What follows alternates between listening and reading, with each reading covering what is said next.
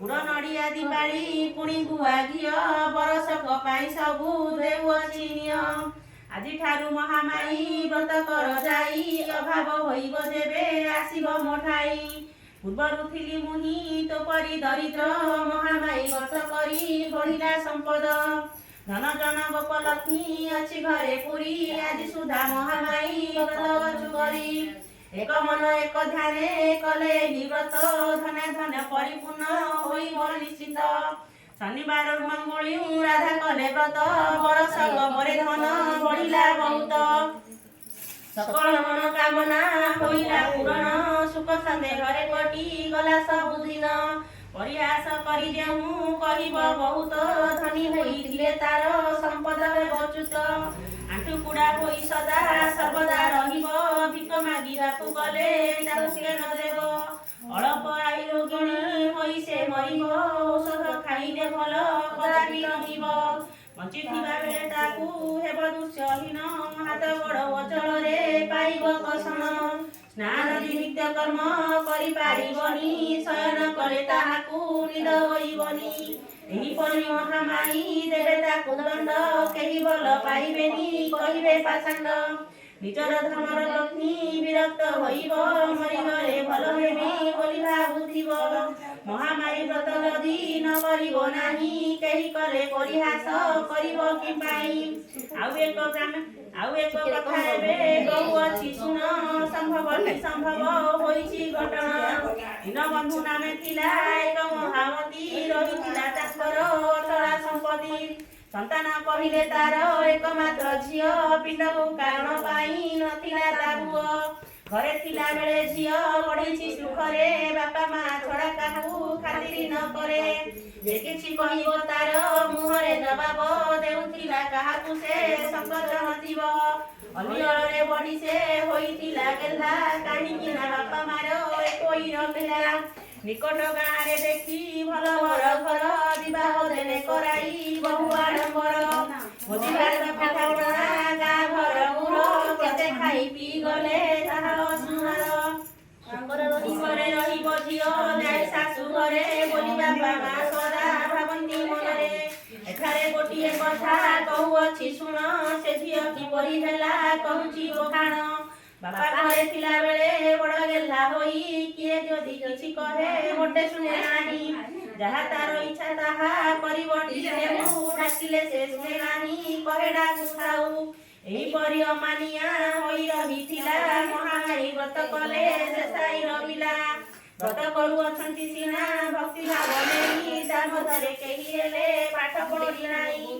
सबु झियो जाई कहिले आलो माराणी व्रत करुअछु सिना पाठ नाउ जानी आस टिके पढ़ी देव महामाई व्रत धूप दीप पूजा आदि साधु समत महामाई व्रत बही अछि आम पासे सुनिबा पाई पुराण अछन्ति अनेके ଏହା ଶୁଣି ଆଖି ତଲାଟି କହଇ ମା ପାଠ ନ ପଢି କାହିଁକି ଦେଖାଅ ବହିନା ବ୍ରତ କରୁଅଛ ମୁଖେ ଟିକେ ଲାଜ ନାହିଁ ପାଠ ଆସୁନାହିଁ ବ୍ରତ କରୁଛ କି ପାଇଁ ଧନ ସମ୍ପଦ ହେବାକୁ କରୁଅଛ ବ୍ରତ ସଭିଏ ଗରିବ ତୁମ୍ଭ ଅଛି କି ମହତ ତୁମମାନଙ୍କର ବ୍ରତ ମଣ୍ଡପକୁ ଯାଇ ପୁରାଣ ପଢିବି ବୋଲି କହୁଛ ବୁଝାଇ ପୁରାଣ ପଢିବା ପାଇଁ ଏବେ ନାହିଁ ବେଳ କେତେ କାମ ଅଛି ତୁମ୍ଭେ ଯାଅ ଯା ଚଞ୍ଚଳ ବାପା ଆସିବେ କ୍ଷଣି ବଡ ମାଛ ଧରି ସକାଳ ଗଲେ ମତେ ବହି ସ୍ନାନ କରି ମା ତେଣେ ଡାକି ଦେବେ ଆଲୋ ମାରାଣୀ କେତେ ମସଲା ବାଟିବି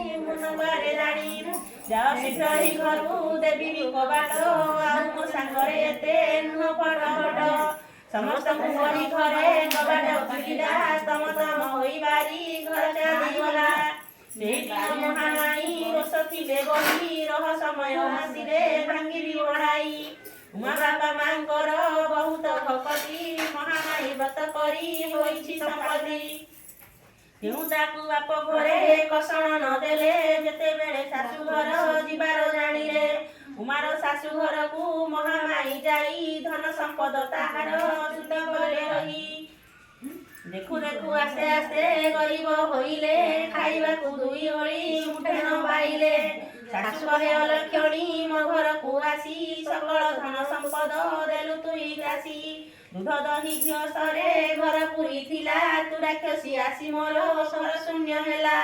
ଶ୍ୱଶୁର ପୁତ ଖାଇଲୁ ଏବେ ଆଉ କିସ ଖାଇବାକୁ ବସିଅଛୁ ପକାଇ ଦୁରୁଷ। ସବୁ ତ ସଇଲା ଏବେ କରିବୁ ତୁ କିସ ଆଦର ଏଥର ଯାଇ କନ୍ୟାର ବିଷ। ପୁଅ ଯିବାର ହେଲାଣି ଏବେ 4 ମାସ ଏଇଠାରେ ରହି ଆଉ କରିବୁ ତୁ କିସ। ଅବିଳମ୍ବେ ଯାଅ ଯାଅ ତୋର ବାପ ଘର ମୋହର ଏଠାରେ ଏବେ ନାହିଁ ଦରକାର। ଏହା କହି ବୁଢ଼ୀ ତାର ଧରି ହାତ ଦୁଇ ଗଳାରେ ଠକାଇ ଘରୁ ଦେଲା ଉଡ଼ାଇ। କାନ୍ଦି କାନ୍ଦି ଉମାରାଣୀ ଗଲା ବାପ ଘର ବାପ ମାଙ୍କୁ କହିଲା ସକଳ ଖବର। ସବୁ କଥା ଶୁଣି ବାପା କହିଲେ ଲୋ ଝିଅ କରମ ଆଦରି ତୁହି ଏଇଠାରେ ରହ। ଗୋଟିଏ କଥା କହିବି କରିବୁ ବିଶ୍ୱାସ ଏଇଠାରେ ରହି ତୁହି କର ଉପବାସ। ମହାମାରୀ ବ୍ରତ 1 ବର୍ଷ ଗଲେ ସବୁ ଅସୁବିଧା ତୋର ଉଭେଇବ ହେଲେ। ପୂର୍ବେ ମହାମାରୀ ବ୍ରତ କରିଥିଲି ମୁନି ତେଣୁ କରି ସକଳ ସମ୍ପଦ ଲଭିନଇ। ଏହି ଶନିବାର ଠାରୁ କର ତୁହି ବ୍ରତ ନିଶ୍ଚୟ ଲଭିବୁ ମା ସକଳ ପଦାର୍ଥ। ଧନ ଜନ ଗୋପଲକ୍ଷ୍ମୀ ଶାଶୁ ଘରେ ତୋର ବଢ଼ିବ କହୁଛି ଏହି ଉପବାସର। ସବୁ କଥାକୁ ଦୂରେ ଟେଲି ଦେଇ ସାହିର ସବୁ ଝିଅଙ୍କୁ ସାଙ୍ଗେ ହେଲା ଯାଇ। କହିଲା ପୂରବେ ମୁନି ଅପରାଧ କଲି ସେଥିପାଇଁ ଆଜି ଏହି କଷଣ ପାଇଲି। ଶାଶୁ ମତେ ଦେଲେ ତଡ଼ି ସ୍ୱାମୀ ଗଲେ କାହିଁ ଏଯାଏ ସ୍ୱାମୀଙ୍କର ଠିକଣା ମିଳୁନାହିଁ। ମହାମାରୀ ବ୍ରତ କଥା ପଢ଼ିବାକୁ ମତେ ଡାକିଥିଲ ଯିବା ପାଇଁ ତୁମର ସଙ୍ଗତେ। ନାନା କଥା କହି ଘରୁ ତଡ଼ି ଦେଲି ମୁନି ତେଣୁ କୋପ କଲେ ମତେ ସେଇ ମହାମାୟୀ। ସମସ୍ତଙ୍କ ଆଗରେ ମୁଁ ପକାଉଛି ରାଣ ନିଜେ ବ୍ରତ କରି ପୁଣି ପଢ଼ିବି ପୁରାଣ। ମହାମାୟୀ ରୋଷରୁ ଭୋଗିଲି ଏ ରସା ତୁମେ ମାନେ ଆଉ କରିବନି ଲୋକ ଓଷା। ସେହି ଶନିବାର ଠାରୁ କରିଲ ଶପଥ ଝିଅଙ୍କ ସାଥିରେ କଲା ମହାମାୟୀ ବ୍ରତ। ମାତ୍ର 6 ମାସ ଉମାରାଣୀ ବ୍ରତ କରି ସ୍ୱାମୀଙ୍କ ଚିଠି ପାଇଲା କୁଶଳ ସବୁରି। ବହୁତ ବଡ଼ ସୁବିଧା ତାର ସ୍ୱାମୀ ପାଇଁ ଧନ ଯୋଉ ଅଛି ସେ ପରବାସେ ରହି। ଶାଶୁ ନଣନ୍ଦ ଦିଅର ଅଛନ୍ତି କୁଶଳେ ଧନ ସମ୍ପଦ ଅଛି ଘରେ। ଅଳ୍ପ ଦିନରେ ମୁନି ଯିବି ଆମ ଘର ଏଇ ଚିଠି ପାଇ ତୁମେ ଆସିବ ସହର। ମହାମାୟୀ ବ୍ରତ ତୁମେ କରୁଅଛ ରହି ମାଙ୍କର ଚିଠି ମୁଁ ସବୁ ଶୁଣିଲି। ଆମ ଘରକୁ ଆସିନ କର ସେହି ବ୍ରତ ମାଳତୀ ଗୋବର୍ଦ୍ଧନକୁ ନେଇ ତୁମ୍ଭ ସାଥ। ଚିଠି ପାଇ ଉମାରାଣୀ ଗଲା ଶାଶୁ ଘର ଶାଶୁ କଥା ଦେଉଲଗି କଲା ନମସ୍କାର। ନଣନ୍ଦ ଦିଅରକୁ ସେ କରିଲା ଆଦର ମହାମାୟୀ ବ୍ରତ କଲେ ଶାଶୁଙ୍କ ଆଦର। ଶୁଣି କରି ଶାଶୁ ତାକୁ କଲେ ଆଲିଙ୍ଗନ ଉମାରାଣୀଙ୍କ ଗାଲରେ ଦେଲେ ଚୁମ୍ବନ। ତୋ ପାଇଁ ସର୍ବେ ଆମେ ହୋଇଅଛୁ ଧନ୍ୟ ତୋ ପାଇଁ ପାଇଲେ ଆମ ମାନ ସମ୍ମାନ। ଯେତେ ଦିନ ବଞ୍ଚିଥିବି କରିବା ଏ ବ୍ରତ ମହାମାୟୀଙ୍କ ପ୍ରାୟରେ ଯୋଡ଼ିବେନି ହସ୍ତ। ଦେଖୁ ଦେଖୁ ଅଳ୍ପ ଦିନେ ଅଚଳ ସମ୍ପଦ ଲଭିଣ ସମସ୍ତେ ହେଲେ ପରମ ଆନନ୍ଦ। ମହାସୁଖେ ଉମାରାଣୀ କରିଲା ସଂସାର 2 ପୁଅ 2 ଝିଅ ଜନ୍ମେ ଉଣାର। ସୁଖରେ ରହିଲେ କରି ମହାମାୟୀ ବ୍ରତ ମହାମାୟୀ ଭୋଜିନ ସନ୍ତୋଷ। ସୁଜ୍ଞାନୀ ଜନ ଦୋଷ ଧରିବ କେହି ମହାମାୟୀ ବ୍ରତ କଥା କିଛି ଜାଣି ନାହିଁ। ବିଷୟଟି ମୋର ମନକୁ ଲେଖିଦିଏ ଝଟପଟ ସେ ବିଷୟଟିକୁ। ମାଙ୍କର ଜ୍ଞାନ ପାଇଁ ମୁଁ ଅଜ୍ଞାନ ମୂଢ଼ ବ୍ରତ କଥା ଲେଖିବାକୁ ମନେ କଲି ଦୃଢ଼। ବ୍ରତର ଚରିତ କଥା କିଛି ଜାଣି ନାହିଁ କେଉଁଠୁ ଆରମ୍ଭ କରି କିସ ଲେଖି ହୋଇ। ଭାବି ଭାବି ଏକ ଦିନ ଶୋଇଲି ଚିନ୍ତାରେ ମହାମାୟୀ ଆସି କହି ଗଲେ ସପନରେ। ତାର ପରଦିନ ଖାତା କଲମକୁ ଧରି ବସିଲି ବ୍ରତ କଥା ଲେଖିଲି ମୁଁ ବୋଲି। ସପନରେ ଯାହା କହିଥିଲେ ମହାମାୟୀ ଆଗ ପଛ ଲେଖିଦେଲି ସବୁ ଭୁଲି ଯାଇ। ପୁଣି ସେହି ଦିନ ଆସି କହିଲେ ଆସି ମୁଣ୍ଡ ପାଖେ ବସି ମୁଣ୍ଡ ଆଉଁସି ଆଉଁସି। ଯାହା କହୁଥାନ୍ତି ତାହା ଲେଖଇ ଖାତାରେ ନିଜ କଳ୍ପନା କିଛି ଲେଖିଲେ। ଭାଷା ଜ୍ଞାନ ନାହିଁ ମୋର ସାହିତ୍ୟ ବି ନାହିଁ କେବଳ ଚରିତ୍ରଟିକୁ ଲେଖିଦେଲି ମୁନି। ଏହି ଚରିତ୍ରଟିକୁ ଯେ ମୁଁ ଅସତ ମଣିବ ମହାମାୟୀ ଦେବା ଦଣ୍ଡ ନିଶ୍ଚୟ ଦିଅ। ଯେଉଁ ସତମଣି କରେ ମହାମାୟୀ ବ୍ରତ ସୁଖରେ ରବିବ କାଳ କାଟିବ ନିଶ୍ଚିତ। ଏହି କଥା ମହାମାୟୀ ମୁଖେ ଅଛନ୍ତି କହି ଯାହା ଶୁଣିଥିଲି ତାହା ଲେଖିଦେଲି ମୁହିଁ। ମହାମାୟୀ ଘୋଷି ପ୍ରତିଦିନ ସକଳ ଆପଦୂର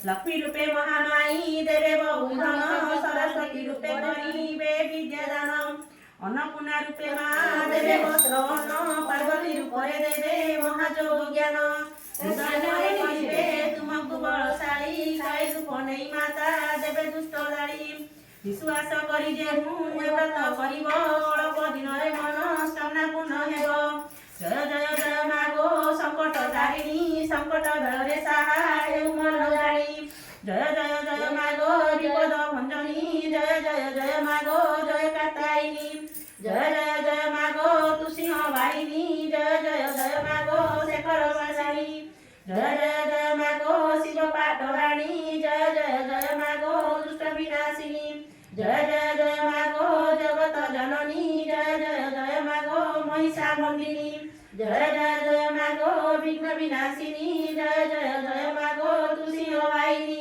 ଜୟ ଜୟ ଜୟ ମା ଗୋ ଖଡ୍ଗ ଧରଣୀ ମୋହନ ସକଳ ଦୁଃଖ ହର ଗୋ ଜନନୀ ତୁମରାୟ ବ୍ରତ କରି ମନ ରୋଗ ସକତା ପହାଡ଼ି କଟାଇ ବନ୍ଦିନ ଅଜ୍ଞାନ ଅଧମ ମୁରେ ଅଟେ ଅଭିନନ ତମୁଖରୁ ଶୁଣି ସାଧା କରୁଛି ଲେଖନ ମୋହ ଭଳି ମୂର୍ଖ ସଂସାରେ କେ ନଥିବ ତୁମ ପ୍ରସାଦେ ସଦା ପାଉଛି ଗୌରବ ଭକତି ଭାବ ବୋଲି ମୁଁ କିଛି ଜାଣି ନାହିଁ କେବଳ ଦିନରେ ଥରେ ମୁଣ୍ଡିଆ ମାରଇ ତୋ ନାମ ସୁମରି କେବେ କରୁନାହିଁ ଜପ ତୋ ନାମକୁ ଧରି କେବେ ଆଚରି ତପ କେବଳ ତୋହର ମାତ୍ର ନାମ ଗାଇ ଗାଇ ଭାବୁଛି ଭବ ସାଗରୁ ତରି ଯିବା ପାଇଁ ଏତିକି ସୁଦୟା ମାତ କରିବୁ ମାତୁରୀ ଜୀବ ଗଲା ବେଳେ ନାମ ଗାଉଥିବି ମୁଇଁ ପରିଶେଷ ତୁମ ପାଦ ତଳେ ରଖି ମଥା ସମ୍ପୂର୍ଣ୍ଣ କରୁଛି ମହାମାୟୀ ବ୍ରତ କଥା ମାନ ଗୋବିନ୍ଦକୁ ସଦା ରଖିଥିବ ଲୟ ମାଗୁଛି ମାଗୁଣି ମାଗ ହୋଇ ମୁଁ ବିନୟ